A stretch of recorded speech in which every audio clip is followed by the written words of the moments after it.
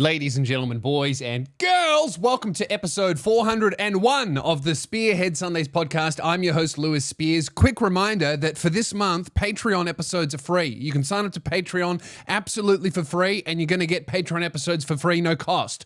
Patreon.com/Lewis Spears if you want bonus stuff for free. We're just giving back because we've done 400 episodes of this show, and that's really exciting. Patreon's grown in membership, so sign up. It's free, and it's no free trial bullshit either, where it charges you after a certain amount of time. It's just free. So sign up and have a laugh at the stuff that is too naughty to post on YouTube. Also, I'm touring, LewSpears.com. I got a Frankston show coming up. That's my last one in Australia this year. That is next month in September. And then I go to the UK in October. I got London. The second show is almost sold out, which is crazy. The first one's gone. Manchester's almost full. It's actually going nuts, which is awesome. So LewSpears.com for the England, Scotland, Ireland tour and Frankston. And let's get into it. I went to a shopping centre recently, and shopping centres have changed. I wrote about it. I'm going to put it on my Substack. Shopping centres in Australia have changed, okay? Shopping centres I used to love. I used to love milling about, just wandering around looking at shit in shopping centres. I don't know why. I just really enjoyed wandering without a reason at all. I used to love going to Chadstone with my mum when I was a kid. We would go there. She would run around and we'd go to Maya and Saba, and she'd put things on lay-by and buy clothes, and I would just be there. And that was our thing that we did every couple Tuesdays we'd go. And I loved that. Just milling about, looking at shit. I could never afford anything. You know, I would ask for Lego. Mum would go, "How much is it?" Then we would both go, "Nah." And then she'd go, "You know what? I'll get you a bag of loose Lego from the market for $2. And then I would use my imagination to create something without instructions, which was fun at the time. But now I can't. Like, if I have to build something from IKEA, I'm going to get into a domestic with whoever's helping me. So I think it was like, as a child, it fostered my imagination, and that's good. But now if you show me instructions, I'm going to flip the fuck out. I hate instructions so much, dude. I had to build a desk, and the desk is great. The instructions were terrible. Here's the thing with instructions, man. Because everything is manufactured in China now, so are the instructions. That doesn't make sense to my Western mind. You know, I'm following the instructions. I get halfway through, I feel like Homer Simpson. Le Grill? What the fuck is Le Grill? Oh, why doesn't mine look like that? That's me trying to build anything because my mum couldn't afford Lego. Anyway, I digress. I used to love shopping centers because you could just mill about and look at shit. Now, shopping centers are exclusively for seniors to get cinnamon donuts and cheap coffee, and disabled people to roam about with one carer whose English language is so poor he might as well be in the same language class as the nonverbal kid, you know? It's always like one poor South Sudanese guy with 30 retarded whites, and you can just see he's like, this wasn't the life I envisioned. Take me back to battle. Now, God bless him. He's doing jobs that we should be doing. You know what I mean? Like we're not doing those jobs, and that's to our eternal shame. We don't look after our olds, okay? That's Asian people do that. Brown people do that. White people, we get them to do it for us, and then we go, "Oh, why is grandma getting hit in the nursing home?" Because you're not looking after her in your home. Because Nana bought a home and then decided that you had to work for yours and left it all to a charity instead of her own children, and the charity spent it all on HR and you know, salaries and not on helping anyone. So that's where we're at. in the country is that shopping centers are ruined. I was walking around my local shopping center and I was thinking, what the fuck is this for anymore? Because everything's online, right? So I was like, if I had unlimited money to start a business in a shopping center, what would even work? And it's like clothing and shoes. A shoe store is for me to walk in and find out what size my foot is and then leave without buying anything. That's what a shoe store is for, because I can get whatever the fuck I want online. Speaking of, I think my feet have gotten bigger. I think I don't know what's going on. I think my feet have gotten bigger. I used to be a size 13, but now when I put on my size 13 sneakers, they don't fit. Like my feet feel cramped in them. So I don't know, my feet have gotten bigger. I need to get them resized at athlete's foot and then walk out without buying anything. That's going to be annoying for the fucking sales rep at athlete's foot is people like me going in and be like, yeah, what size foot is this? Cool. I'm going to buy something from Stock X instead of you. I'm going to buy fake Panda Dunks from a scammer in China instead of you. I think the only thing that works in shopping centers now is those locksmith key cutting businesses and cobblers that are in the middle. Unfortunately, now shopping centers, it used to be like, man, if you got a retail space, you can make a lot of money. And then the fucking paws who couldn't afford rent in an actual store, they'd have to set up some fuck stall in the middle. I think those guys are now the only people making money in the shopping center. And Donut King. And because we got 20 years left of old people going to Donut King, and then that business is done.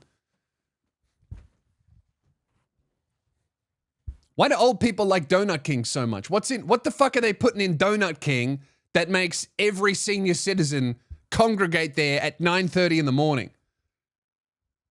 Because I thought, oh, they must be cheap. The prices are like, it's not the prices.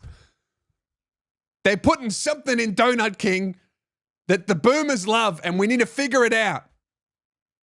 What we need to do is we need to get whatever the fuck they're putting in Donut King, and we need to find that chemical, and we need to inject it into the youth so that boomers start treating the world better. Because I swear, man, I walked around, it was like 11 a.m., I walked around the shopping center. Because I went there to buy, what was I buying? I was buying chicken breast. Because you get chicken from the supermarket, dude, and I don't know what the fuck they're doing to those chickens, but they need to stop, okay? Because I bite into a chicken breast from the supermarket, and like I get psychic damage from whatever they did to the chicken. You know, I bite into the chicken breast and I start crying and going, fuck, I want to see the sun. You know, what are they doing to those chickens? It's not good, man. So I go to the butcher, and that's like the only business that is working other than Donut King, and then like a Tats Lotto. And then everything else is just fucking empty. What is a shopping center for anymore? And I'll tell you what it's for. It's for overworked and overwhelmed NDIS workers to take 45 old men with Down syndrome to mill about and do laps. And then outside of that, it's for senior citizens to go to Donut King for some reason that I don't understand. And then the only other people is like me doing a loop going, I don't want to go into any of these stores. You know, I went into an EB Games being like, oh, you know, I used to like going into EB Games. I went in there and I looked at the prices of everything, and I was like, this is ridiculous. Why would I buy anything from this store? I was in there and there was a couple. Now, I'd never seen this couple in real life. You often see this couple get dunked on online always, but I'd never seen them in real life. It was like mid-30s, white couple, and both of them had literally had armfuls of pop figures and they were looking through the shelves trying to get their pop figures and getting their rare drops, and they were pre-ordering pop figures. I thought that was done. Every time I walk into a store and they've got like a wall full of pop figures, I was like, I thought those were done. But you know, I bought one. I've got a little Donald Trump pop figure up there from the 2016 election. God, if you made a Donald Trump pop figure, you would get someone would show up to your office with a gun. But I got it when it was a meme. You know, I bought that pop figure when I was like, oh, Donald, the guy from The Apprentice is going to be the president? Yeah, right. Now I'm like, shit, I better delete a few tweets if I want to be able to get into that country.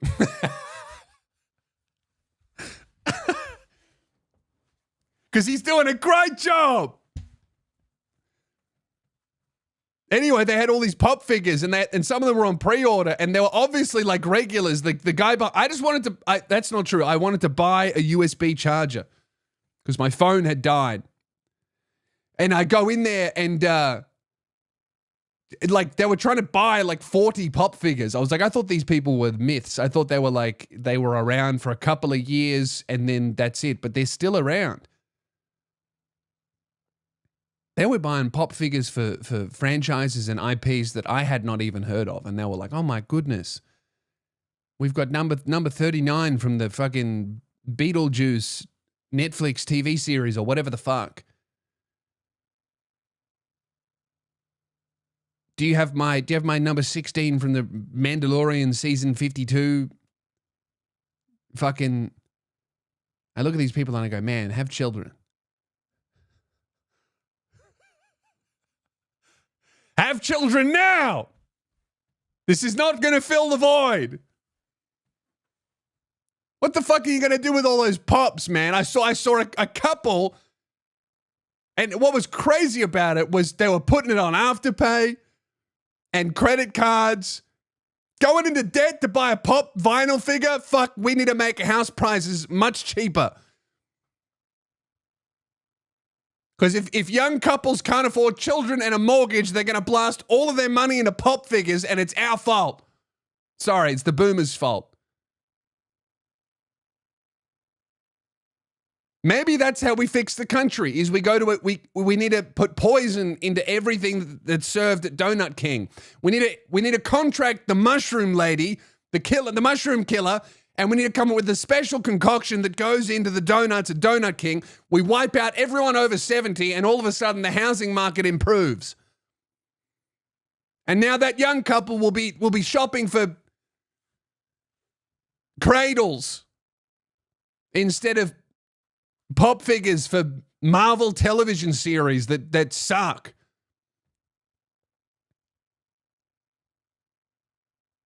Anyway, man, how's me trashing like a young couple for having joy and whimsy in their life instead of having children when I'm 31, I just got my driver's license and my job is yelling into a microphone? You know? I'm not having kids. I already got one. I'm done. That's enough. No, I would like to have kids, but I also understand that I couldn't be the father that they would deserve unless I really have a shot at this.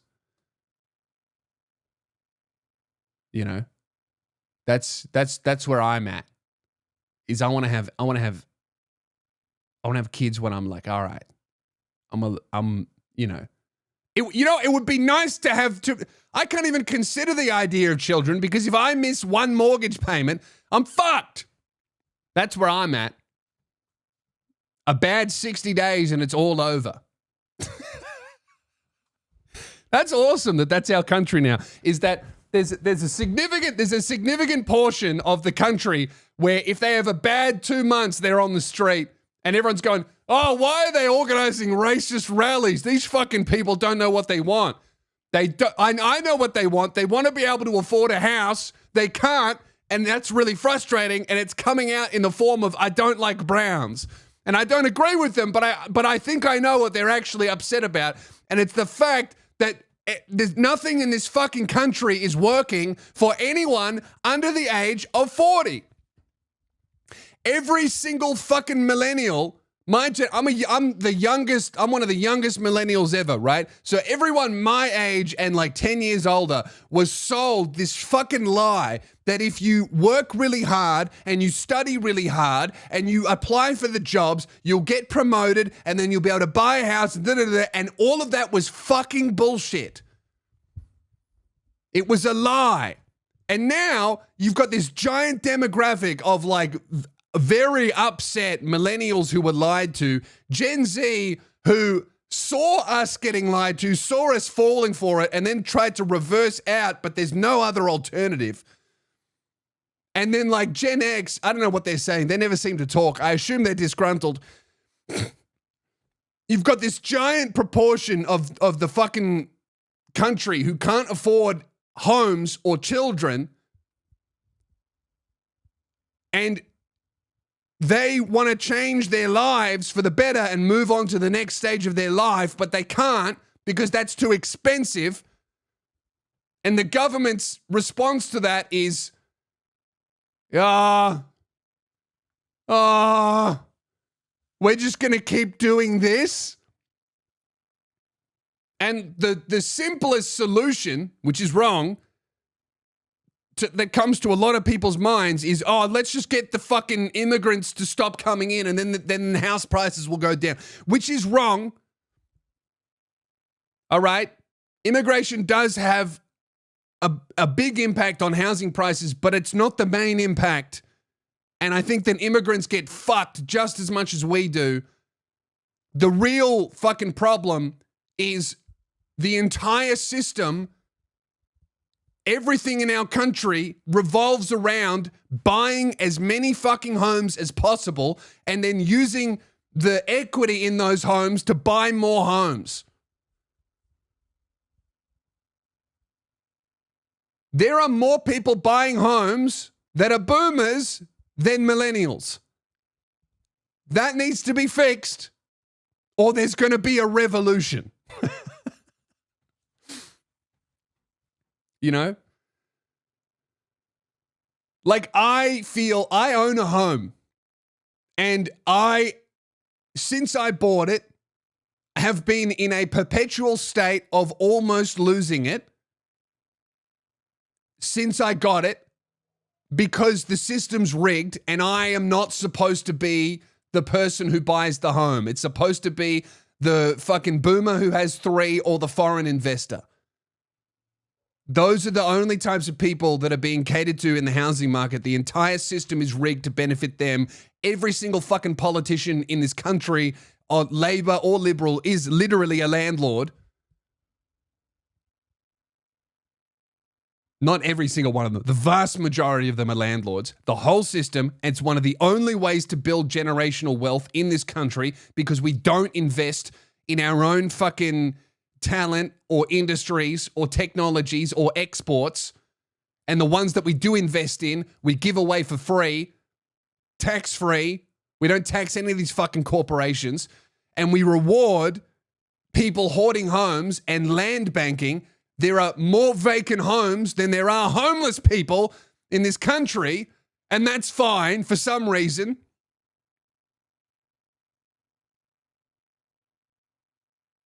And that's why when I go to a shopping center, the only thing I see is people milling about that are so mentally disabled that they can't contribute to the economy. Everything else is empty, and the only people buying shit are millennials buying pop figures because they can't afford to have children. And then all these people are going, let's march for Australia. And then people are like, all right, cool. Why? What's your goal? And it's essentially, I'm frustrated and angry because life isn't going my way. And I think it's because there's too many brown people coming in, and that concerns me. But the actual, I think what the actual problem is, the whole system is fucking rigged. It's not whites and browns. It's not Australians versus immigrants. It's working class people versus people that are exploiting us. The cost of living crisis is fucking insane. I looked at my mortgage when I bought my home. It has almost doubled. And I've been holding on to my house by the skin of my fucking teeth since I bought it. If I miss 2 mortgage payments, I lose this. Every month, I'm like, oh, I just got there. Oh, I just got there. Oh, if I'm sick for 3 weeks, I'm homeless. And that is fucking everyone who owns a home under the age of 40. And then everybody else under the age of 40 doesn't get the privilege of having this unbearable amount of stress to be able to hold on to a home that the entire system and the financial powers that be is desperate to be released from my possession and bought up by BlackRock.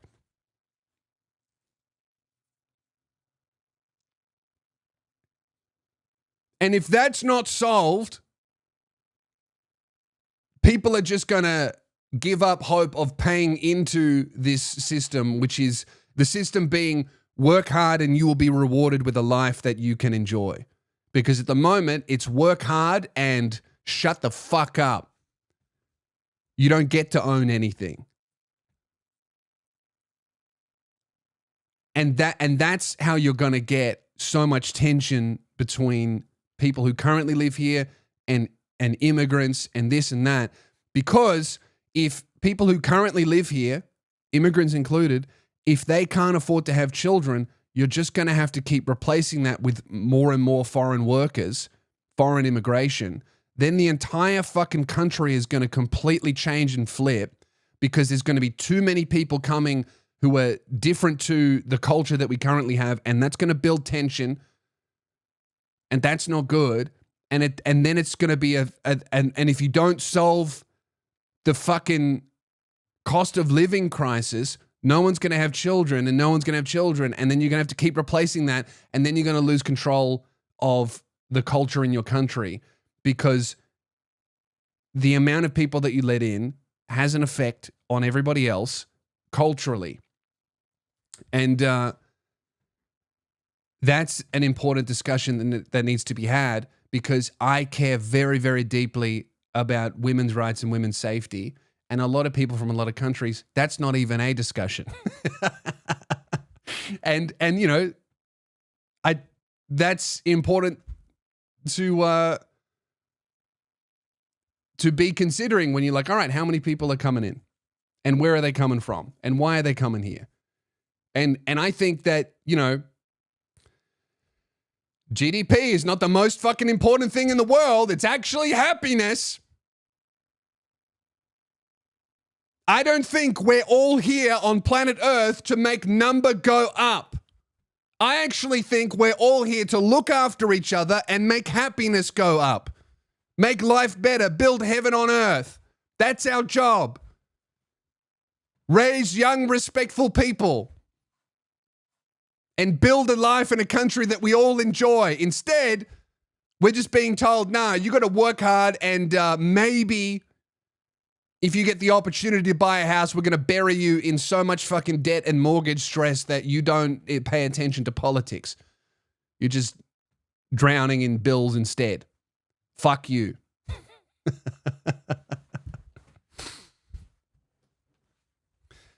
So I think like this March for Australia stuff in that's happening. If you're not Australian, there's this big.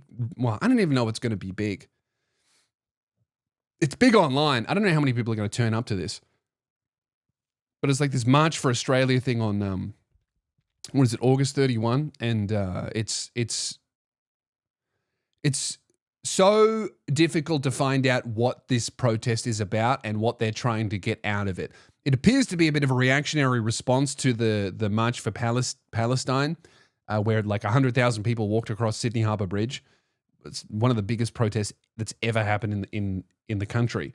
That protest had very explicitly stated goals. It was like, we want to sanction Israel, we want Palestinian statehood to be recognized, and we want to stop giving Israel weapons, or not weapons, but we want to stop giving them stuff for their military, because Australia manufactures the release mechanism of the bombs that are landing on Palestinians. And so those were pretty clearly, explicitly stated goals. This is what we want, and it achieved some of those goals. You know, Australia's going to recognize Palestinian statehood, and then the other two is too much to ask for, apparently. This March for Australia is just like marching for Australia. It appears to be relatively anti-immigration. There are a lot of very outwardly racist groups that are claiming responsibility for it, but also it seems to have just kind of been organized by a kid on TikTok. So maybe these racist groups are trying to co-opt it. They're saying we don't want any Jews or Browns there. Every, reactionary left-wing commentator is calling it racist. But I kind of see it as like these types of rallies are going to happen and are going to keep happening unless younger generations, and fuck, younger now means like people 40 and under, they need to have agency over their own fucking country. There has been no passing of the torch from boomers to younger generations. It's still boomers that own fucking everything. They never gave it up. Not even the media in this country has been given up to young people. I remember when I was 18 making waves, I thought I was going to end up on ABC or on television. No. I remember when I got into radio, there was one person behind the scenes that was pushing for us, for the torch to be passed from this generation to that generation, and they just said, nah, it's too risky. The median age of people that are on radio is literally over 50. Same with television. Tom Gleason, I wrote a really funny comment talking about how many old people are on television. He said something along the lines of, I'm still getting called a disruptor. I'm 51. And it's like, yeah, that's fucking crazy. We need to get some 25-year-olds on television. Like, and that's every single industry. It's just boomers doing whatever they can to hold on to their houses, to their jobs, to their this, to their that. There's been no passing of the torch because they haven't had to do it. Because the entire system is just set up to reward people who hoard wealth.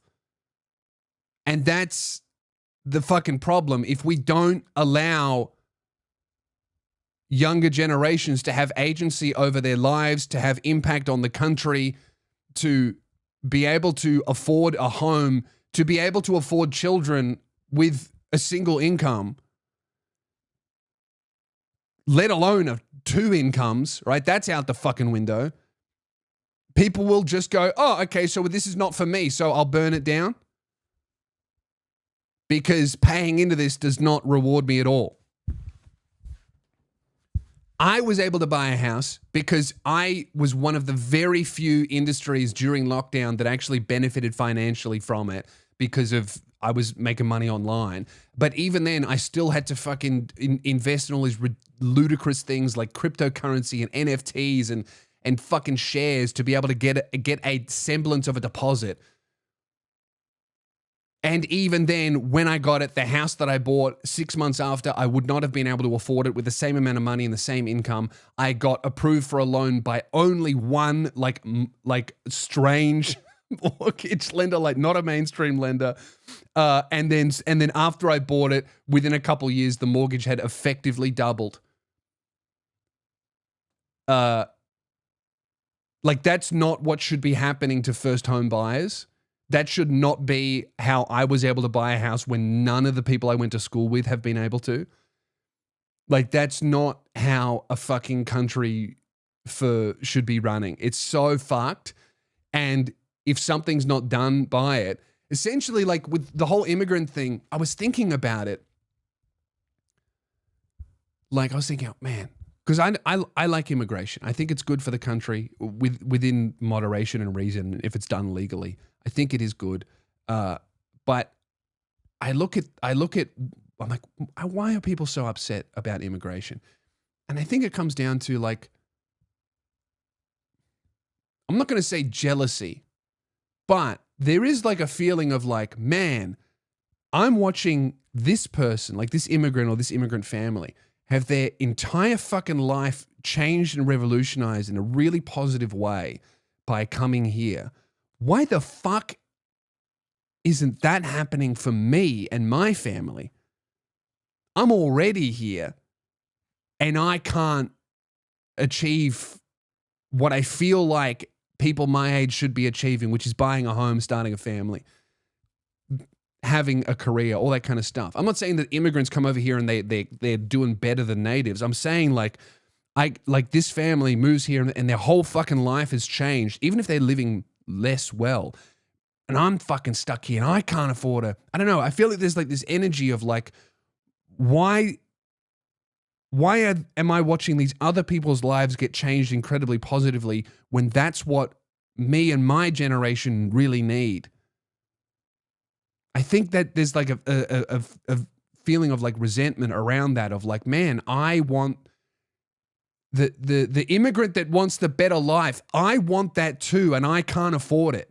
That's what I kind of feel like the underlying energy of this is. And then all these people that have all these frustrations, they get shut down. I mean, like, you're evil and you're a racist and you're an idiot and all this kind of stuff. And it's like this general disdain for people from lower socioeconomic statuses in Australia. Their concerns, while not expressed the most eloquently, is like, you know, I live in Frankston. I see it all the time. There are people running around. They can't afford fucking anything. There's violence here. There's no careers and shit like that. There's no way to escape renting a shithole, even if you get a good job, because it's just unaffordable. Because all of these homes have been fucking hoarded by investors, and the only way to truly get ahead in this country is to become a landlord. I would say the number one problem in this country is the fact that even with my money struggles and my struggles to be able to keep up with my own mortgage, it is so much easier, infinitely easier for me to buy my second home than it is for you to buy your first. Because all I really need is to wait for the interest rates to go down a little bit, get some savings together, and then I can use the equity in my home as a deposit to beat you at the auction. And then it also benefits me long term for the price of housing to continue to grow, because I already own a house. So that's free money for me. When house pricing goes up, I get more equity in my home. And I can use that free money that I didn't earn, that came out of nowhere, that's all speculative fucking rubbish bullshit. And I can use that imaginary money that came out of nowhere because someone determined that the house I bought a few years ago is now worth $100,000 more. I can take that imaginary $100,000 and use it as a deposit to beat you at an auction for an apartment. Now I've got an apartment. Now I'm a landlord. Now I can rent it to you for $50 more a week than the person was paying for it a year ago. And I'm paying off my mortgage for a house I don't need, that I bought with imaginary money that is not real. And now you're fucked. And that is like the reality in Australia is like, me buying my second home is so much more likely than you buying your first, because I got my foot in the door and the whole system's fucking rigged to benefit me and over you. And that's bad. It's not good for the country. And it leads to people feeling frustrated with their lives because they are being cheated.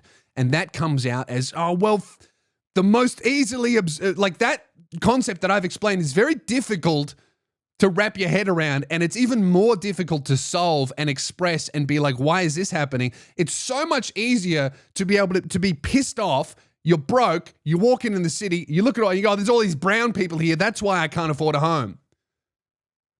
Brother, none of those brown people can afford homes. They're all living 6 they're all living six a man in a 2-bedroom fucking apartment. They can't afford homes either. We're actually on the same team. And another thing of like, this is, I don't know, I've been thinking about this a lot, this rally, because the last thing I want to see is what's happening in like England right now, where there's so much racial and cultural and religious tension over this stuff. And I think it's similar. Like it's a cost of living crisis, and it leads to,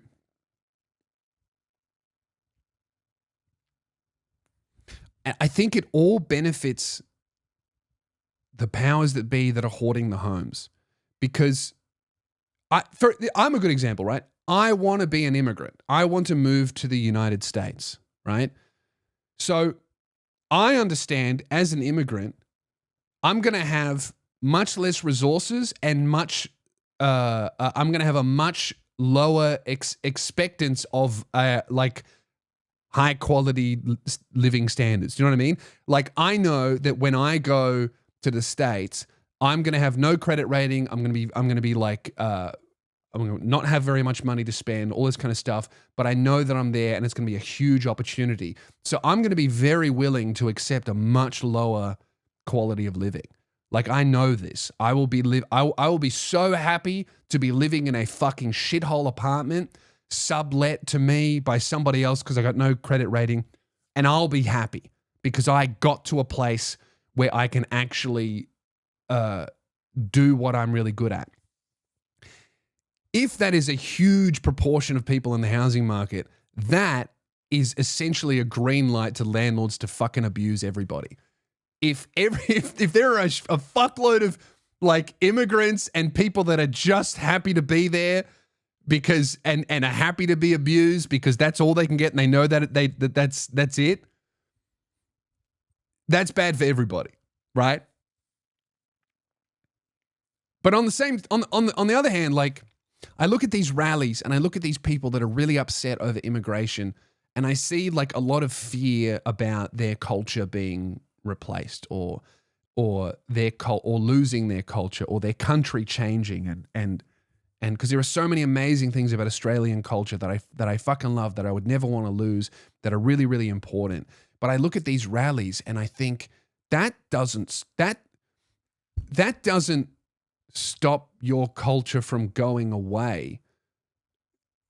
What stops your culture from going away is not engaging with your culture. You know, I look at these people and I go, you know, you see a lot of people that are like, oh my God, Muslims are like marching through the streets for their religious holidays and they're doing this and our culture is being replaced. And it's like, okay, so to protect your culture, you're going to go to a protest to ask for immigrants to be removed. Let's say 100% of immigrants are removed. Like, what are you doing for your culture? Like, culture isn't preserved, it's fed. And I only really understood this when I started going to church. By connecting with all these like older people, I'm like the youngest person there. They're all literally in their 70s plus, right? And they fucking help each other and they drive each other places and they check in on each other and they call each other and they drive each other to appointments. And when someone doesn't show up to church, they check if they're okay and they help them do this. And one, you know, the reverend takes communion to the woman that's not well enough to go. And they're doing charity and they're helping out at charitable organizations and they're doing food drives and all this kind of stuff. And I see that and I go, dude, I've never seen this before. I've never in my life seen this before. And it's kind of opened my eyes to this whole like, oh, we're being replaced and they're worried about it. It's like, dude, we're not doing our own culture.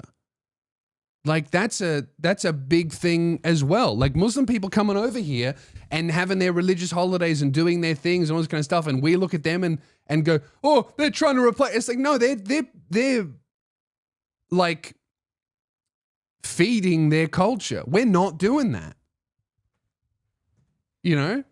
Like all these people are like, oh, we're organizing a rally to say no more immigrants. It's like, when's the last time you went to like, you're so concerned about like white culture and Western values and Christian this. It's like, when's the last time, when did you go to church last? When's the last time you went to some sort of community center? When's the last time you hung out with someone who needed a hand? Like, community and culture has to be fostered. It can't just be like, I feel like it just has been gotten ignored. And again, a huge reason why culture isn't fostered and community isn't fostered is because the spaces to be able to hang out with people have been turned into fucking apartments or have been turned into franchises or have been gutted by fucking people that are just concerned with GDP going up, number go up. It all feeds into this frustration where basically millennials and younger generations look forwards 10 years and go, there's nothing for me. This isn't working. And I say this from personal experience. I scammed my way into a house. Young people should not have to resort to the price of Ethereum to be able to buy a fucking home. That's crazy.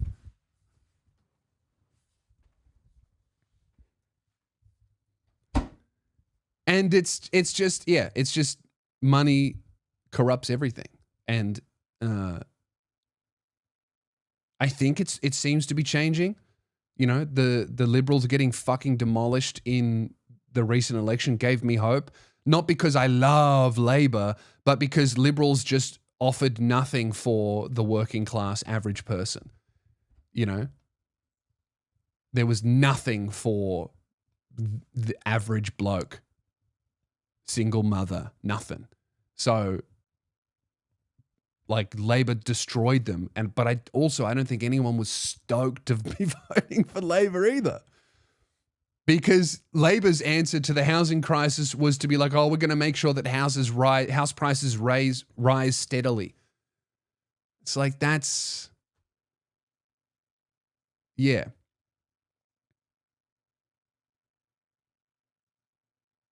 I just think like there are so many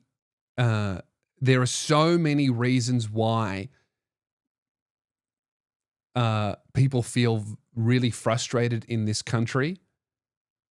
And I look at countries like the UK and I say, oh, that's where this leads. Like right now, we're great. Comparatively, we're doing awesome in terms of like, you know, we don't have violence on the street. We don't have we don't have race riots. We don't have opposing protests punching on all the time.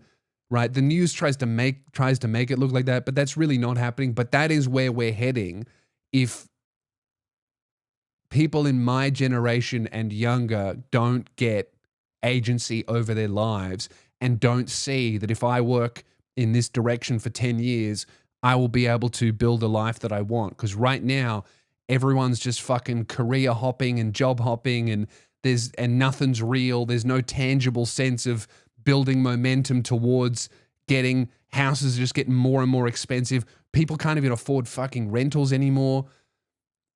You know, universities are firing lecturers for courses and charging kids for the privilege of not getting the courses they signed up for. Like there's so much shit that is leading to frustration. And I think all of that unfortunately comes out as I don't want any more brown people here. I don't like it.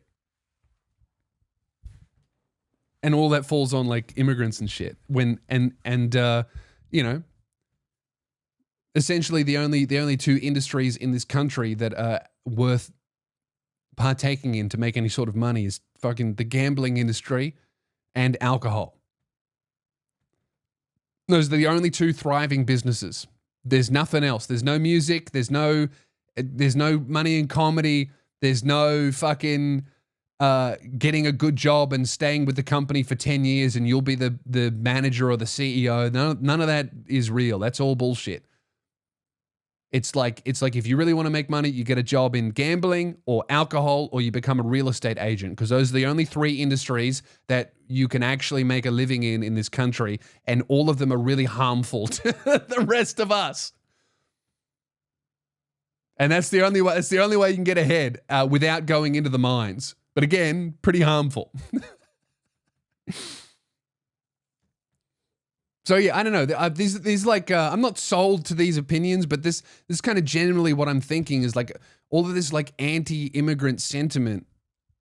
I think it's just misguided. Like what people should actually be frustrated about is the way that the entire system is run is to benefit people that already own homes. I think it literally just comes down to that. We're in a fucking landlord economy, not a people economy.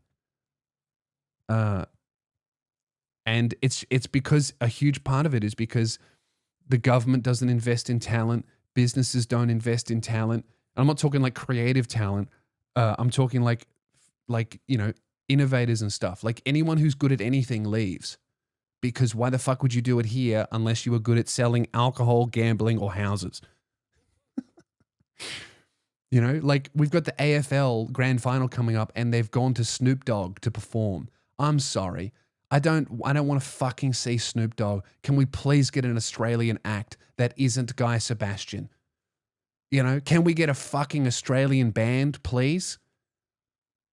What's he going to do? Drop it like it's hot? Snoop Dogg doesn't give a fuck about footy. Can we get an Australian, please? We won't, because we have cultural cringe and trying is gay. Yeah, I think that the way the system's built, it's like it's forced young people to, like, we can't engage in community and we can't foster our own culture because we don't have time and we can't afford to do anything because we're stressed. And plugging into a church has made me go, oh fuck. I'm not talking like, oh, we need to return to God and everyone has to be Christian. What I'm talking about is the community aspect of it. I'm like, I've never experienced this before. And from talking to like the older people that go to these things where it is normal for them, I'm like, oh, this is not just like this is in them. It's not because of like the church plays a part of it, but it's not because they're good Christians that they do these things. It's because that was their life and how the country was ran, as you would help each other out and everyone, like the tide would raise all ships type thing. And everyone helped each other out and everyone saw each other in person and there were community spaces to hang out and people would ride bikes around and it was generally safe. And now all like third spaces are dead. There's no sense in staying at any company for any sort of reason. You can work 15 years and you won't even get a thank you. It used to be where just the man would work, so one income had to be enough to feed a family of 4. Now women have entered the workforce, and instead of wages doubling, wages effectively halved. You need 2 full-time wages to be able to afford a rental. That's crazy. It's not how it should be. We need to make sure that women are not allowed to work. That's where I'm going with this. Women should not be allowed to work or vote or drive. Now that I'm on the roads, no, women should not be allowed to drive. No, that's not where I'm going with it. I don't know. It all circles back to the working class is being pitted against each other. The powers that be really want us arguing about gay rights. They really want us arguing about fucking religion. They really want us arguing about how many immigrants should be here. They really want us fighting about racism and kept separate from each other, when really we should all be standing there together, no matter the fucking skin color, religion, creed, or sexuality, and going, hey, we're working hard and we can't fucking afford homes. Fix it. I wrote down like a whole fucking episode of things that I was going to talk about that I did not plan on talking about, just this one rally and everything. But it's been 50 minutes. Is this what you want from this show? Because that's what this episode is. I hope it's good. Anyway, I've been thoroughly enjoying engaging with my community and helping out the oldies at the church. It's been awesome, dude. It's been really good for me and really good for them as well. I would highly recommend if you have any free time, fucking volunteer at some sort of community organization or check out a church or whatever, because you are really needed, and it's really it's very loving and good to get involved with. You know, even just to do things like get on a step ladder. That's what I did. Was it maybe Tuesday? I went down to the church. There was a sticker that had been there for 10 years and the glue had hardened and they can't get the sticker off. It's flaking and disgusting. They've got a new sticker, but they can't get the old one off because if anyone in the congregation gets on a step ladder, they are risking their lives. So I just took I went down to Bunnings and I spent $4 on a razor blade window scraper and I got it all off. I was like, man, that felt great. I can't wait to tell everyone that I did that. And they'll go, well, look, he got the sticker off. This young gentleman's great. And that's a wonderful, beautiful thing. And we don't do that anymore. We instead look at Muslim people going to mosques and go, oh, what are they talking about in there? They're probably talking about fucking,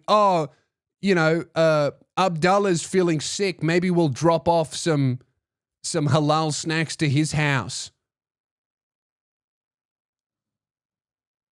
Oh, there's the paint has started to flake off the mosque here. Can someone do that? They're fostering their fucking community. We don't do that. And then we get scared of them. What are they doing in there? Because we don't know what they're doing in there because we don't do it.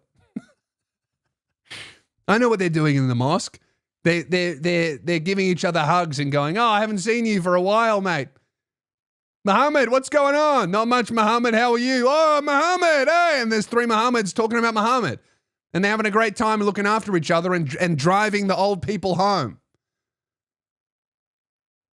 And taking Muslim communion to, I don't know what that is. Turkish delight? And then we look at fucking sick people wearing their turbans and go, oh, what's wrong? We don't do this anymore. And it's good for us. And we should be doing it. And a huge reason why we don't do it anymore is because we can't fucking afford to do anything. Anyway. Go volunteer, man. Help out an old person. That guy was just ragging on for fucking having 30, 50-year-old people with Down syndrome roaming around a shopping center. You should be that person. That guy's a saint. He's a good person. Better than me. I'm just scraping stickers off and telling jokes about that guy.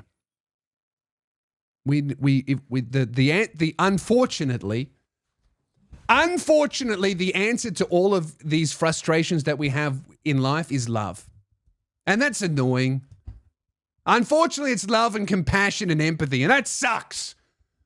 Ooh, I want to be angry at the boat people, and I want to be angry at the cashed up Chinese, and I want to be angry at the Muslims, and I want to be angry at the Sikhs, and I want to be angry at the Christians, and I want to be angry at the Jews, and I want to be angry at Palestine, I want to be angry at this and at that. But what you really got to do is you got to love everybody. And oh, that's annoying. That's very frustrating because it's very easy to be angry, isn't it? It's very easy to be, oh, brown people, get out. Are you upset because you lost a lot of money on the NRL and you didn't tell the wife? Is that what's really going on? That's the problem, right? And I tell you what. I'll tell you one thing. If we can get the cost of living crisis under wraps, if we can stop rewarding people for hoarding empty homes, because that's the only way to build wealth in this country, because the politicians have literally set it up that way and incentivized us. And now undoing that will damage the economy, but maybe that's what we need because not all medicine tastes good. I tell you what, they if we can fix that, they'll stop having to play those domestic violence ads during the football and the NRL, because people will lose money gambling and be like, oh well, that was a bit of fun. That's all right though. because that money wasn't that important. I wasn't relying on it because I can afford my home. Because I have savings.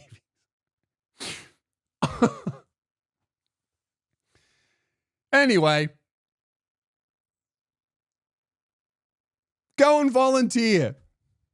Check out a church and walk in and watch all the old people go, what the fuck? This beautiful young person doesn't need a cane. Well, this is awesome. That's my advice. Is we have to foster our own communities and our own culture, and we have to connect with each other because it's really fucking tough out here and it's really difficult. And I don't think these politicians are going to be fixing this cost of living crisis anytime soon. So we might as well gather in a room and complain about it while we're helping a homeless person get a meal. You know? Oh, why are we letting all these immigrants in when there's homeless people on the street, says a man who shows up to rallies to yell at immigrants instead of help the homeless person. That's a big issue as well. Oh, these politicians only care about the immigrants. It's like, so do you, brother. You're spending your Sunday yelling at brown people instead of helping, the homeless guy. You're an issue as well. I think that it's awesome that people are fostering their culture and their community and their religion and their beliefs. And we should do it too. It feels good. We don't do it. Unfortunately, a lot of people think the only way to do that is to yell at people that are different from us, but that sucks. Anyway, I think that's the episode. It's either this is the episode or I'm going to have to scrap this and re-record it and try and talk about something funny. Anyway, man, my point is shopping centers are not good now, and that's very sad. And if shopping centers were better, maybe we wouldn't be so angry at immigration. You know?